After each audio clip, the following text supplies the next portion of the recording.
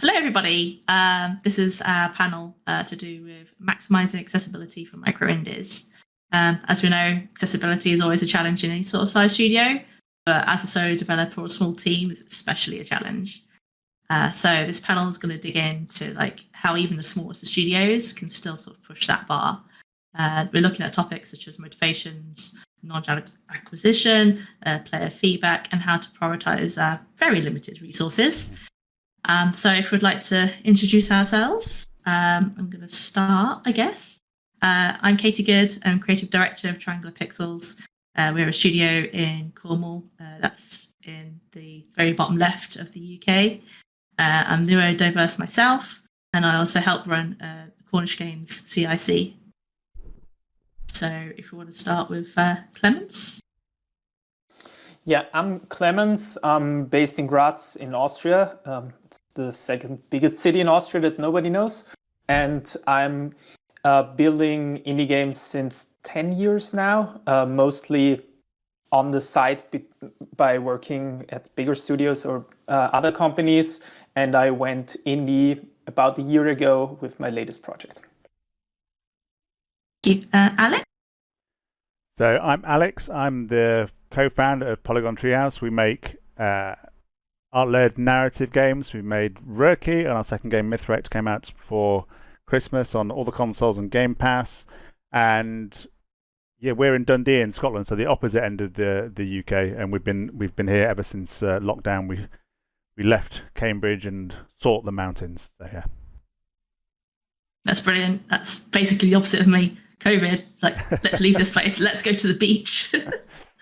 And then we have shiftBacktick. Hi, I'm shiftBacktick. I'm a web developer by day and a computer musician by night. Most recently, I'm the solo developer of Periphery Synthetic, whose development I spoke about last year at GAConf 2024. It was also nominated for the Best Indie and Best Blind and Low Vision awards as well. Very proud of that. So thank you for the invitation to return and chat more about being a micro indie. Congratulations on that. That's a really great achievement. Yeah, amazing. I guess then it'd be great to start with yourself then. Just on a few words, and why do you think accessibility really matters to you as a micro studio? Absolutely. So ultimately, I believe that games are for everyone, and this is informed by my 15 years as a professional web developer, including 5 years in the public sector, my own experience as a neurodiverse person, my personal friends and family who live with motor and cognitive disabilities, and the countless folks who've shared their experiences of blindness with me on Discord and forums. So I feel like the core themes of my work are like escapism and empowerment. And I tend to create introspective experiences inside liminal spaces with the goal of briefly removing you from this world and, perhaps your body too. And for example, Periphery Synthetic specifically is a journey of growth and self-realization where you essentially become a superhero who can freely explore the most inhospitable terrain in the universe, and you can do it with your eyes closed if you want to. Does anyone want to jump in there? I can go next. So yeah, accessibility is important. I mean, the approachability of our games very much, they're adventure games, and our motto is adventure for all. And so as well as the games being non-violent and having no time pressure, we want to make sure that as many people can enjoy them as possible. And our games are narrative based, they're quite text heavy. And so we want to make sure to offer as many options for players to tailor the experience basically how they want in terms of text size, how text comes in, enabling, disabling certain things. So it's really about player choice to allow the player to experience the game at the pace they want, in a way they want. And if we can plan it early enough, that's not a painful thing for us. It's quite a nice thing for us to do, and to see people react to it and appreciate that those efforts is really powerful. So it's something that's become something that we look at increasingly earlier and earlier in development to make sure that we can keep on improving each time, because we can't. I think that's very, very much. I think it's like, okay, we might not be able to do everything that time, but maybe we can do a bit more and a bit more and a bit more. And it's very much about a journey for us as developers and learning as well ourselves. I think you're building your tech stack there as well, and your own sort of knowledge, aren't you, with each game? And it's like, this is like, it's not copy and paste code, but this is like a library I've developed. You can move into the next project again, do something else, move into the next project again. Yeah, that's a really smart way of seeing it. Klemens? Yeah, for me, everything around accessibility kind of started with my first little game where I made a super simple trivia-like game where you get statements that you have to, like 1 + 1 is 2, and you would swipe up if it's correct and swipe down if it's incorrect. So super, super simple game. And I was showing this game to a blind person 10 years ago, or partially blind person, and they told me that why didn't I make this accessible to blind people, because they said it would be a super simple thing to make this playable with a screen reader. And back then I was still studying and I was not really thinking about those things.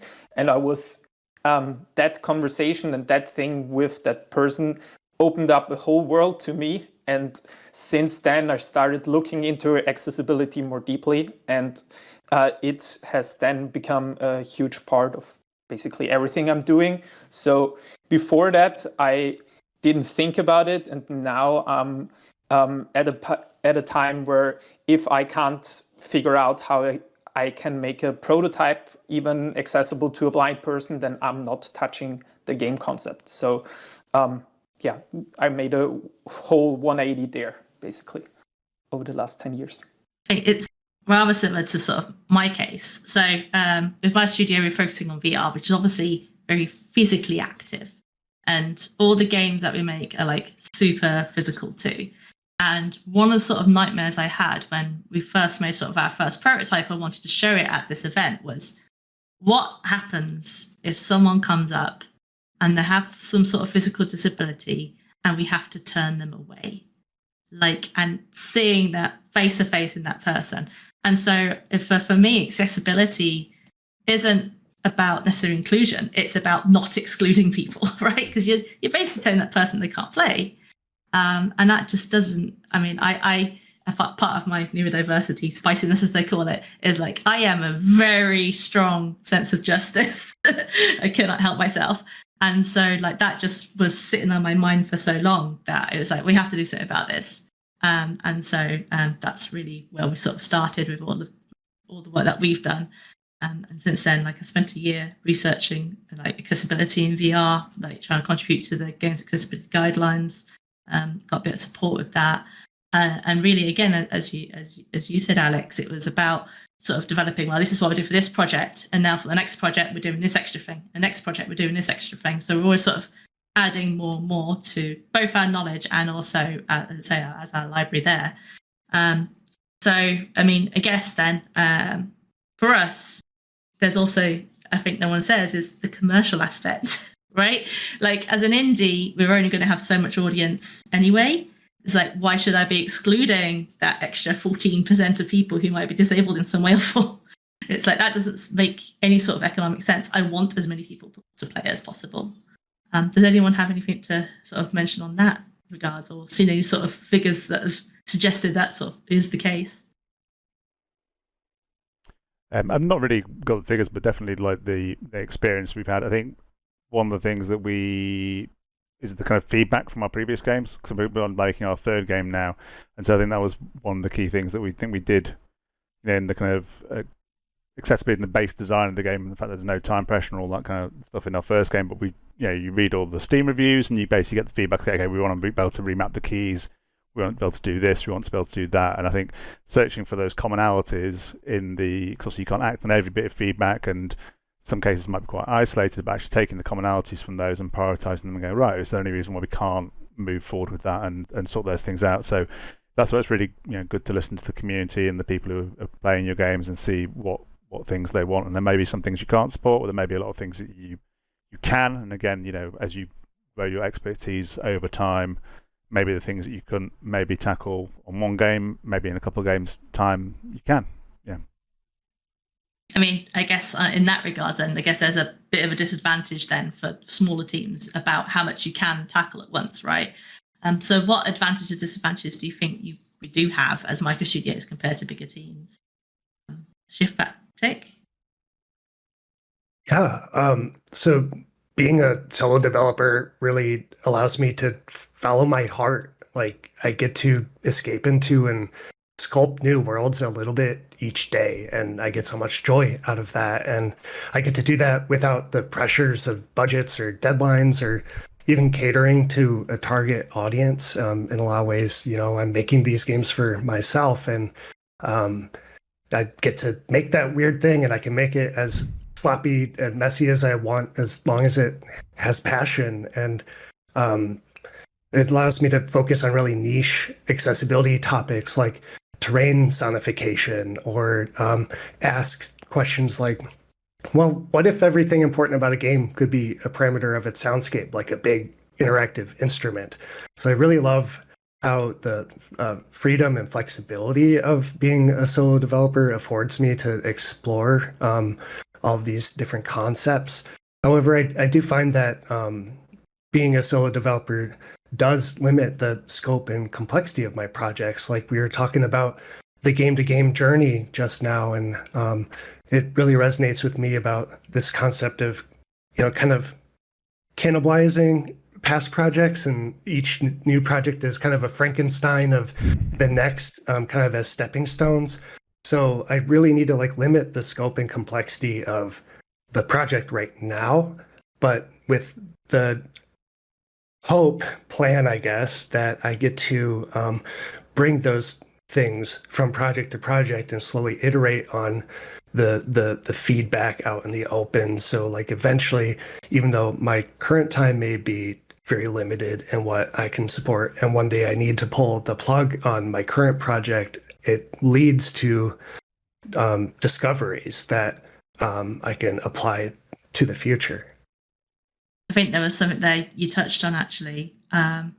Didn't quite phrase it in this way, but the sort of creativity that you can find creative solutions as a small solo indie dev that can move in an agile way. And I actually feel like that sort of hits the nail on the head for my studio. As you said, again, we're doing a bit a stage at a time with a game at a time. But in our particular game, we sort of looked at a lot of references to how we could do better for people who are not able to hear, basically, and they deaf people, and so we've got lots of onomatopoeia that sort of appears on collisions and things like that. But then it's this looks really great. This is part of art style now, and now it's a big. In fact, we did the same for game accessibility in terms of understanding what's happening in the game world as well. Some people could be struggling, so we had these comic book pop-ups that would pop up and suggest what was going to happen or what is happening at the moment. Again, in VR, it's very hard to have stuff in these screens, so it's trying to think of how this fits into game world. And suddenly our whole game turns into this comic book world, and it's now it's wow, this feels like everything. This is a great thing for everybody, and just feels really cool. So it's I don't feel like a traditional studio who was taking an off-the-shelf solution would have come up with that. Clemens? Yeah, it's a good point to jump in for me there. For my latest project that I did, it's also, again, my games in general are very, very simple, but they are, I try to make them nice and right kind of thing. But my latest game that I did is a simple jigsaw style puzzle game called The Art of Fauna, where you have old vintage drawings of animals and you have to put them back together. And as I said before, I only want to do projects that I can make accessible, especially to blind people. And making a visual puzzle game is not super easy to make accessible to blind people. And here, a bigger studio, or if I would have worked in a bigger studio, I might have not justified finding an accessibility solution to that. So we would have probably just built that visual puzzle game.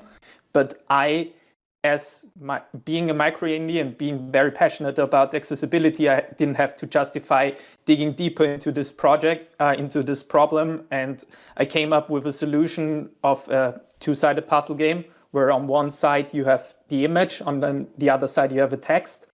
So if you're blind, you have a description of an animal and you can puzzle that back together if using a screen reader. And if you can see, or if you have cognitive disabilities, for example, you can use the visual side and play the game on the visual side.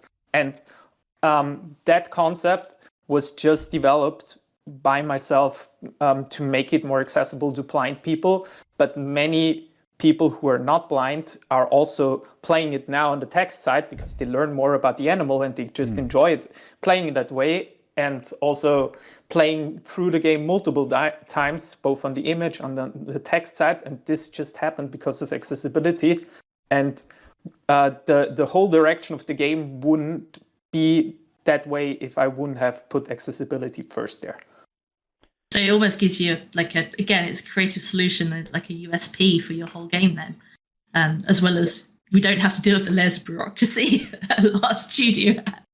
Alex. There's also probably a good point that for really huge big budget games like a Call of Duty or an Assassin's Creed or something, I mean, I think they probably do have really good accessibility efforts, but they have to have they're kind of shooting for such a big audience, right? They need to basically make so much money. Actually, what Klemens said was really interesting. That actually, when you're not shooting for such a big audience, you can your whole concept can be tailored around whatever you want it to be, and there will be an audience for it. I think that is something that's quite exciting for micro indies to be able to to basically explore accessibility things and then bring them back in, and that reshapes the whole core concept of the game. Like one of the core mechanics in Mythract, our last game, is basically almost like a magic metal detector. So you're running around trying to find lost mementos of the Greek gods, and that is done visually with like almost like a phone radar signal that kind of gets stronger. It's done with frequency and tempo, and also with haptics. So again, we're looking at ways that we can relay that key information, and it's just about moving around the environment. And it's like a hotter, colder, but looking at delivering that information on multiple levels. And so it's true. It's basically enriches the experience for everyone by trying to make the game more accessible. So I think there's definitely a real power there. I mean, slight disclaimer. So obviously, I do class myself as a micro indie. But we had a publishing deal for our last game, and actually, I can't take credit for all this stuff ourselves. We work with Whitethorn Games, who are an American publisher and very got a really strong focus on accessibility and like guidelines. They want all their developers to, base guidelines they want all the developers to hit, and accessibility consultants we could work with who would give us guidance on fonts. So I learned a huge amount from working with them. So I can't take the credit for all of our efforts, and it's definitely really a privilege to be able to get their expertise as well and learn from them. I mean, that definitely leads on nicely to about how do you learn sort of about accessibility and how do you get that sort of player feedback without that budget? Fortunately, it sounds like you had that team and budget to lean on a bit there. But otherwise, I mean, for ourselves, we are planning to do potentially go into early access basically instead, rather than just even though the whole game is sort of complete, it's we still want to get that player feedback and have players feel like they can still sort of contribute to the game and change its direction in some way or form. So I wouldn't have done it otherwise if I felt like it was 100% complete for everybody. But yeah, I mean, when it comes to, because our game also has to adapt to players' spaces they have, physical locations and everything. So their socioeconomic situation and all sorts. It was there is no way we can test this physically with everybody in the world, with all the different living rooms they have, all the different abilities they have. And so for us, I think it's just setting up, the marketing in the game to ensure that players feel like they can come back on there. shiftBacktick, what's your sort of experience in trying to get sort of feedback from players or trying to manage that? Well, for me, accessibility is definitely a foundation and, not an afterthought. As a professional web developer, I'm deeply familiar with WCAG, or the Web Content Accessibility Guidelines.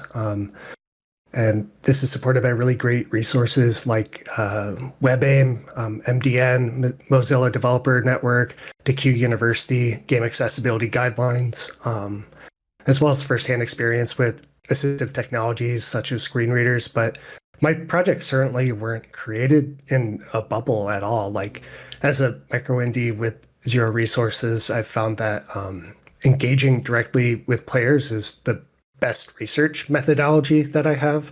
In other words, I don't know what you can't experience. For example, I'm not blind, so receiving feedback from players who are blind is invaluable to me. So I typically develop my projects out in the open in a constant loop of feedback and iteration. And, honestly, I will often make mistakes and even make the wrong assumptions at times. And I'm really surprised by what I've overlooked to support blind accessibility. And I continuously improve it. If not in the first version, then definitely the next. For example, vision loss can be comorbid with hearing loss. So I started including audio mixers to adjust various sound channels. And most recently, I've started allowing my players to control the overall stereo width and the loudness for each year with different sliders. But I guess it's really important for me to stress that treating players as free quality assurance can be super disrespectful of their time. You need to establish and maintain that goodwill if you want to keep picking their brains. So with each update for my projects, I try to prioritize feedback while, reconciling it with my own vision of what I want the next update to look like too. But eventually, all good things come to an end. You got to pull that plug and start working on the next big thing. Yeah, can I jump right into that? Because I think for me, I'm doing game development in a long time, but I'm also a professional iOS developer. So that's kind of the thing where I earned my most money over the last couple of years, but now could finally shift my focus on my indie stuff. But in our iOS developer bubble, there is a great resource that is called the Applevis forums, which is a forums where people who are blind and low vision connect with each other. And this has been one of my most valuable resources in getting player feedback, because you could just post a forum post there with a beta version of your game and ask people to try it out. But as you just said, you shouldn't treat those people as guinea pigs or as free testers. You should really put an effort first into making it as accessible as you can and as you think it's really working well, and then go to them and then ask for feedback. And there will be, at least in my experience, people there were always super helpful, super grateful that you're actually putting the effort in there. And I made so many good contacts over the years through that forum that those people are now also beta testers in general and are always willing to help me out when I try to make a new game. Like, we've definitely got sort of engage a community, but don't burn them out. We've also got, try and get a publisher. That helps. But we're also, from my perspective, like, it even more sort of accessible for a few people, depending where you are like the game dev meetups. Because like going to them, like having showcases, like doing showcases basically to the public as much as possible. Like, it's helping your community, it's helping outreach, is like, helping young people say, hey, look, young people, you can do games and stuff. But also, you never know who turns up. And there's definitely friendships I've developed with game devs and non-game devs who have got various different disabilities that are more than happy to sort of just critique, basically, friendly critique our game, of which I just wouldn't have met them if I hadn't gone to sorts of events. Even if, they're online or whatever, it's about getting sort of your game out there, your face out there, and meeting people. And I think for that, like that's been the sort of best thing for us there. I think also, sorry, go for it. Yeah, go on.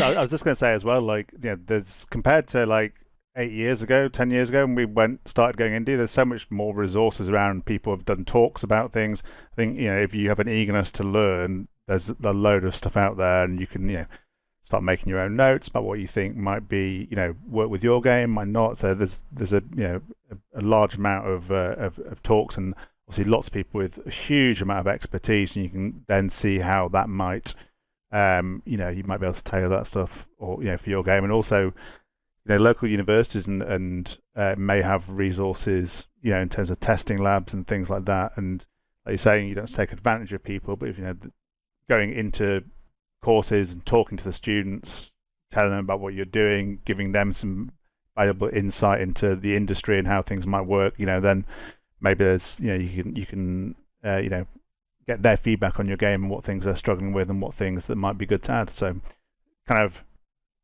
a bit of give and take. Sort of touched on it a bit as well about other industries, like outside of the games industry, the shape, right, and how many resources are on there. One of my favorite things that I read ages ago in UX design was the HMRC website. For those outside the UK, that is the tax office basically of the UK, and how they've got an amazing accessibility like guidelines doc that they follow. And like they've obviously put so much research because they want people to pay their tax, right? So that's the opposite of the States, where it's like, oh my god, you have to go through all these tax like bureaucracy software and all that jazz. So like like learning from other industries and seeing how they do things as well. So if the information isn't there in games, or you want to try something new and creative, then look outside the GameSpot. Yes, pro tip there. Yeah, well, one thing, I've got an example of that. One of the last games I made when I was working at PlayStation was a VR title, and they looked at lots of research from, actually, I think it was from like fighter pilots, in terms of like making sure that people could feel comfortable in VR. Is that rigs? Yeah. Yeah. I guess that. Yeah. There's all kinds of looking at research out from games, and there's definitely a really excellent point. Awesome. So like, how do you actually like prioritize what to work? Like, because obviously, maybe you start a new game. Like if you try and come from this perspective of completely fresh indie on their first game, rather than you've inherited this lovely library over the years. So, what sort of advice would you give there, Alex? So, I think a really good way of approaching it is looking at like what is your game made up of? Like, so our games are narrative games. They've got lots of dialogue and subtitles. And so a big push of our efforts is in dialogue and subtitles, because we can offer quite easily lots of ways for the player to tailor those in terms of like, do you have to click through them? Do they auto progress? What's the size? Is it dark on a light background? Is it light text on a dark background? So we can really give a lot of different options there, and that's a huge part of the game. And so I think it's worth looking at the game you're making, what is the minute-by-minute experience for people, and making sure you're tailoring your efforts to match that. This is basically like the highest possible points of friction then you're talking about, like with the content of your game? Yeah, so if someone's spending 50% of your game reading the story, then that's a big portion of the time. So if you can make sure that's as accessible as possible, and then if there's a bit, so what you want to do is put all your effort into making something you may play for 2% of the playtime amazingly accessible, but actually it's only a very small portion of the game. So actually the if you're spending a lot of time platforming, you want to make sure the platform is as accessible as possible.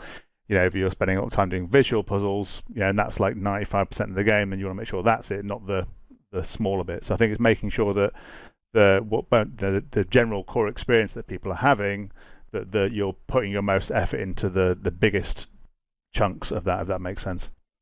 Yeah, I can feel that. Like, I think that's how we naturally drifted into the physical ability in our game, because it's like so physically requirement. especially because actually when I was developing it, I was pregnant.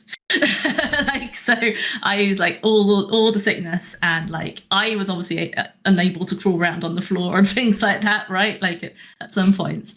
So it's just like, well, that was the biggest bit of friction for our game. And also our game is like, that is the point of our game, is to move around, and it's like the sort course in your living room type of thing. And so that's, I guess, where we've put in the sort of chunk of our effort. shiftBacktick, what's your sort of experience on this? What would be your advice with someone's first game? Well, absolutely. Start small. Find that MVP, the most valuable player or prototype, if you will, and prove the core concepts in really bite-sized pieces.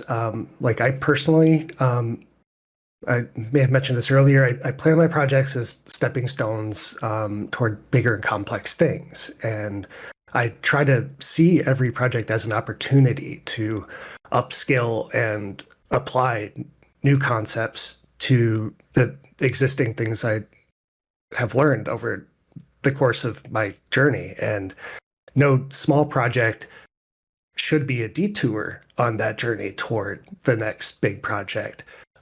For example, typically I start with no graphics, just audio and a blank screen. But then over time, I go from painting on a 2D canvas to full 3D renderings. I just take my time learning and growing. Periphery Synthetic itself is the result of 2 prototypes that I built. I spent maybe 2 years on them, which eventually became explorable worlds within its universe. And these prototypes had me trying to prove the core concepts of how do I make flying with a jetpack or exploring underwater caves accessible to folks who are blind with audio alone. And I see Periphery Synthetic, I believe that I'm nearing the end of its development, about to pull the plug on it, as its own checkpoint along this journey toward bigger and more complex game environments and mechanics. Thank you. Klemens? Yeah, I think there's not too much to add here because it's more or less that start small and make sure that your core thing in your game is as accessible and as good for all of your players as possible.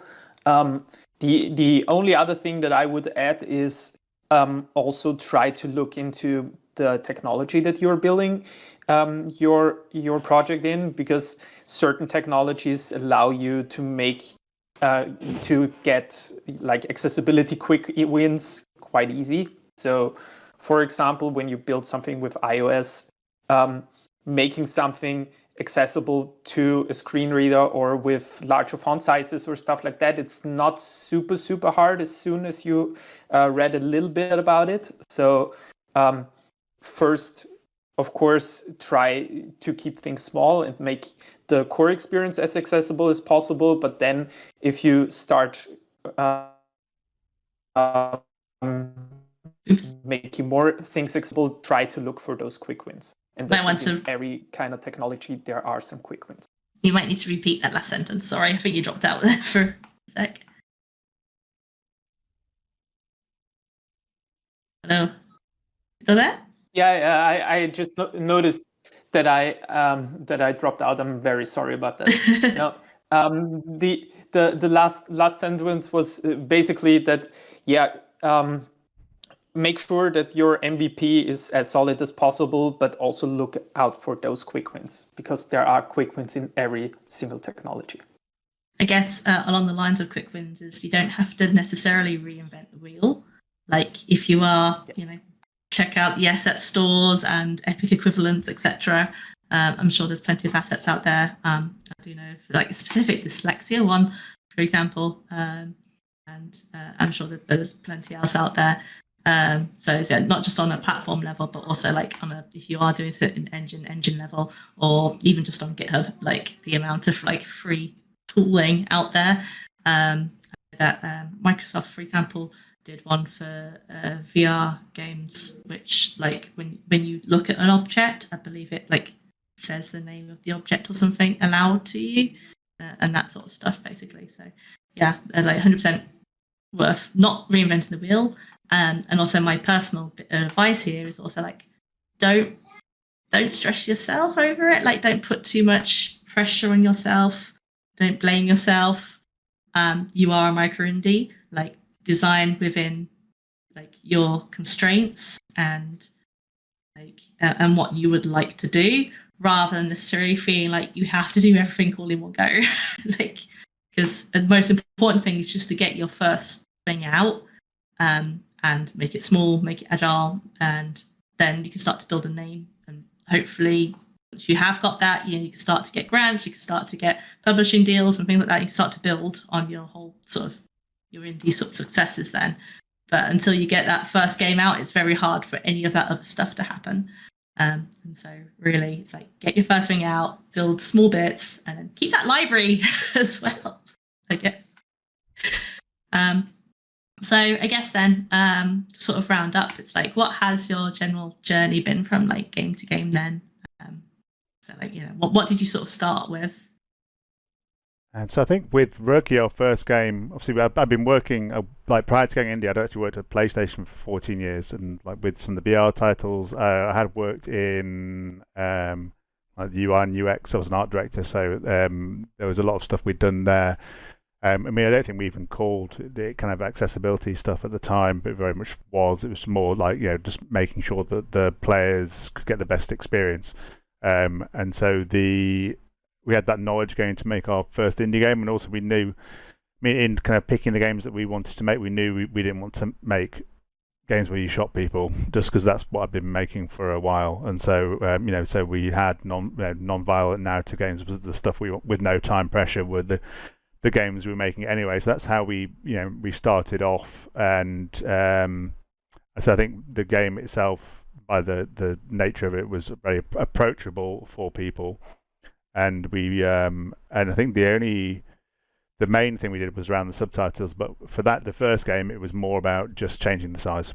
So we didn't really have any other behaviours for that. We saw how much people appreciated that. And so for the next game, I think when we looked at the reviews, the Steam user reviews, and the two main things that came back were remappable keys and what was the other one? There was another one, but basically, so it was like, okay, well, clearly we have to do the the remappable keys.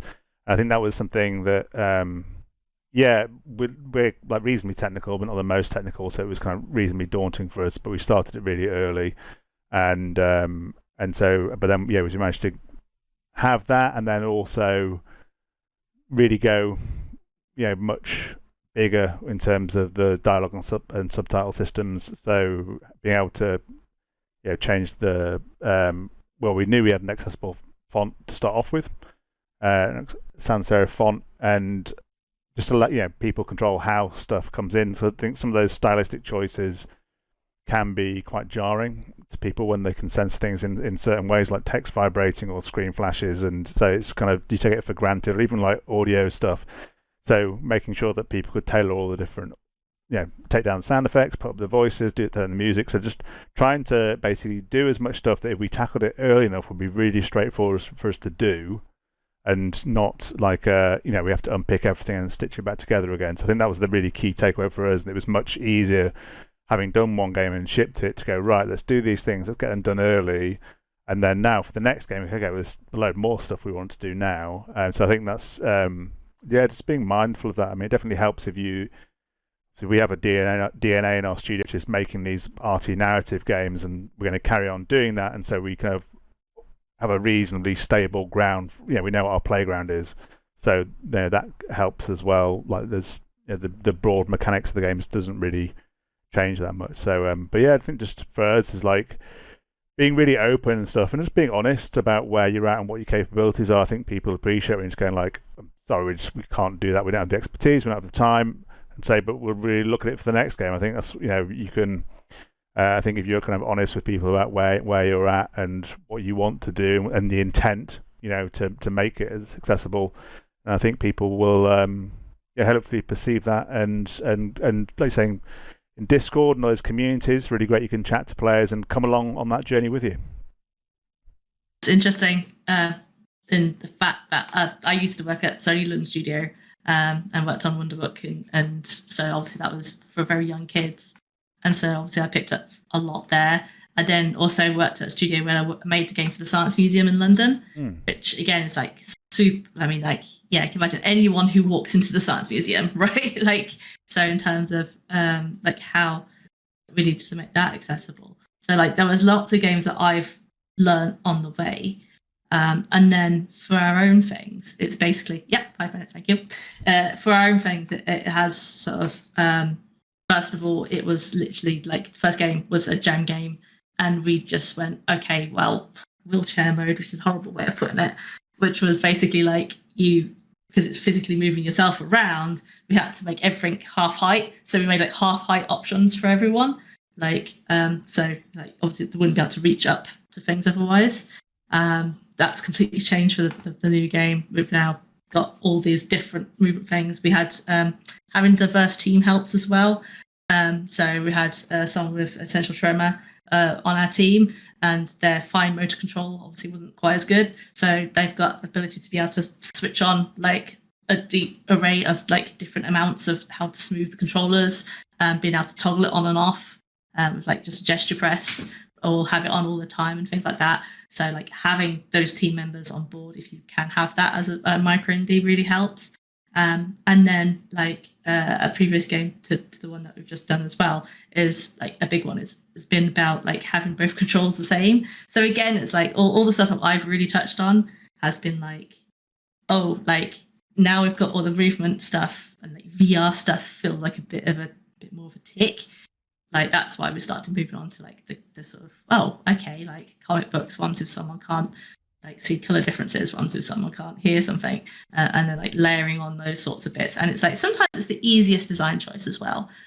So kids party for my son's party at the weekend, we were playing Twister. We made our own version of Twister where we had shapes as well as colors on the floor, because the game Twister is just normally colors. It's like, oh, what happens if the kid turns up and they can't see the color differences? Just do shapes as well, right? It makes it more fun for everyone. So it's just those little changes sometimes. Klemens? Yeah, for me, it's also, like I said, the very first game, I started to make that accessible to people who are blind. And then from game to game, I built a bigger and bigger library of different things that I wanted to improve. So first it was more screen reader support, then something like higher contrast came in, changing the fonts came in. Then at one point of time, somebody reached out that they can see they have certain kinds of low vision where they can see shapes, but because the elements were too complex in my game, they couldn't see really the differences. So they wanted to have a simplified mode of that. And then I made this. Then somebody else came along and told me that they can now can't see these simple shapes because of the colors that I chose there. So I then implemented a system where they could pick all the different colors themselves. And all those systems that I built over the time, I brought to the next and the next and the next project. So every of my projects got more and more accessible to the point where I'm now at the Art of Fauna, where I feel very good about most things. So I think that worked out very well. And you could also see that over the years, I was noticed a couple of times by Apple for accessibility of my games and got nominations for the Apple Design Award. And now for the Art of Fauna this year, I won the Apple Design Award for its accessibility. But this is only worked out because I constantly improved over game. And but still, it would have been, like we discussed before, it would have been madness if I aimed for the same accessibility in the very first game that I'm now at, because that's just not feasible for a small indie like we are. But you just have to build on it. And that's basically. Thank you. No, that's great. shiftBacktick? Absolutely. I mean, not much to add here. I certainly needed to hear Alex's answer to this because I have 14 projects under my belt, 2 big ones, a dozen ones created for jams, and I have not once included features like controller remapping or internationalization support. And now that my projects are getting larger and more complex, I'm starting to receive that sort of feedback. And it's really difficult to be open and transparent and admit, my own limitations as a solo developer, as someone who, although these aren't extremely difficult problems to solve, they're still technically complex, and they require time and testing that I just don't have. So like one of these days, maybe a dozen projects from now, maybe the next one, that will be those will be core features that will be built in from the beginning that then I can carry from project to project. And also, Klemens, what you said about the madness of the accessibility now compared to the first project really resonated with me too. Like I started with a blank screen where it was a walking simulator, and I just wanted you to press W and find the shiny sounding object, basically, and bringing in all the accessibility features that I have now, like screen reader accessible menus, terrain sonification, echolocation mechanics, just all of these different things. Like I would not have been able to get that done in 48 hours for my very first game jam at all. And it's really just this incremental progress and constant learning through, all of the folks that I interact online who I share my work with, and they share their experiences with me and telling me what is and isn't accessible, what does and does not work with that for them, and finding ways to incorporate that into the next big project. Thank you. I think this is all we've got time for. Quick roundup then. Quick URL plug. If people want to follow you, where should they go? Alex? So I'm Kanaris-Sotiriou on Blue Sky, and our games are Rookie and Mythrate. Also, we're Polygon Treehouse, that's our studio, so you'll be able to find us on most things. Thank you. Clement? Yeah, I think I'm everywhere. Klemens Strasser, like my first name and my second name written together on Blue Sky, Mastodon, Twitter, wherever. Thank you. shiftBacktick? Yeah, personal website, shiftbacktick.io. That'll link you to my itch if you'd like to follow, or Steam pages for my projects. Thank you.